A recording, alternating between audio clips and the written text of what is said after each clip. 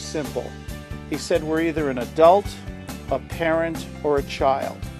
When we're a child, how do children behave? You work with children. Children are immature, they're inexperienced, they're unworldly.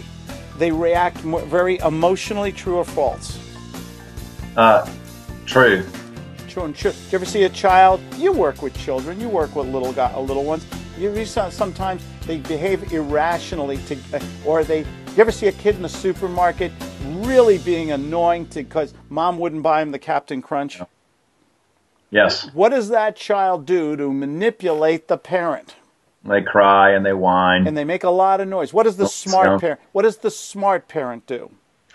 Typically ignore, I assume. Ignore or take them outside because they're bothering people. What does the helpless or the parent who has been intimidated by their child, what do? They give in. Right. Obviously we know the answer, the correct answer. The child doesn't know. The child knows that this is a learned behavior, that if I make enough noise, mommy or daddy will get embarrassed and I will get what I want. The other child who knows that mom and dad don't like that, and they will immediately take me away from this and outside, and they will be mad at me. And eventually they understand that. It's that kind of training too. It's purely emotional for that child. And I can get really deep into this, and I don't want to. The next level is the parent stage, we call it. The parent stage is a misnomer. It's basically, why do we do some of the things we do based on environment, past history, past experiences, what mom or dad told us to do. But now we are adults and we still do it. Mom and dad, when we were children, your mom or dad probably said, I don't want you talking to strangers. Remember that? I'm sure mom said that when you went to play in the park or something like that, right? Yeah. Okay. And today, what do you have to do as an adult? I'm not sure. I might have lost you there. You got to talk to strangers all day long. But do you think conditioning, yeah. Do you think mom is still in your head somewhere? My mother, rest her soul, has been dead 30 years, over 30. Do you know she still yells at me every day? I do now. Let me put it to you this way. If there was an old lady in the airport, and a real old lady, and she has a heavy bag, and she needs to move it about 10, 15 feet to a chair because she's getting real tired, and she goes to you, young man, could you help an old lady move her bag? I said, can't do it, Grandma. I'm late for my flight, got to go. Maybe somebody else will help you. Based on the way you were raised, what's going to happen to you after you walk away from that old lady? Guilt, guilt, guilt. It's going to kill you. Why? Yeah. Why?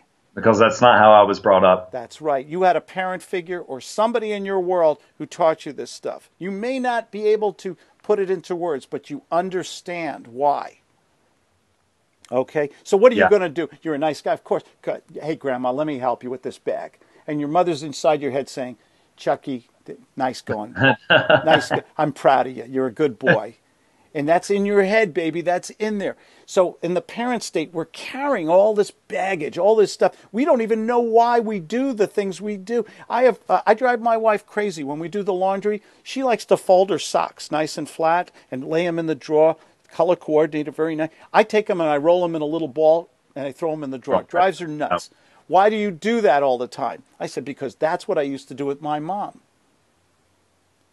You know, and I said, it's the way it was good enough for mom, and that's the way mom taught me, and I'm not going to change. Is that the stupidest thing in the world to have a fight over?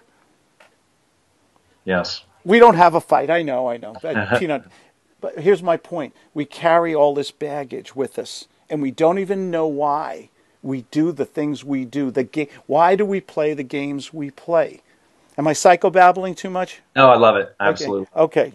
Then we have the adult stage. This is the mountaintop. This is, what did Buddha call it? The final stage of enlightenment. Okay, this is where you get to enlightenment. This is where you're an adult. You're mature. You're a man. You can think. You don't react emotionally.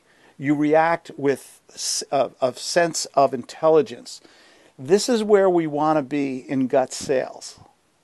We want to be able to think inside. We have no emotion interfering with our intellect. The little boy that's screaming inside you saying, Chuck, don't do it. This lady's going to be mad at you. They're going to not like you. I want you to take that little boy and put him in the desk drawer or in the glove compartment and slam the door shut. You leave that child in the car and you become a mature adult. And you're thinking, and you go. Now, you may act on the outside. You're taking on that thespian role I talked about earlier. On the outside, you take on the role. You will be whatever is needed. On the inside, you are intelligent and thinking, and you're not going to take anything they say or do personally against you because you know what you're doing is right. Great salesmen are, I got to be careful here, have high self-esteem. They're not bullies. They're not obnoxious. They're not high pressure, but they feel good about themselves. They know they are selling a good product. They know that doctor needs to hear it, and they're willing to do and act in any way that's appropriate to get the result they're looking for. I have a question. Okay. I think I verbalized that as well as I could.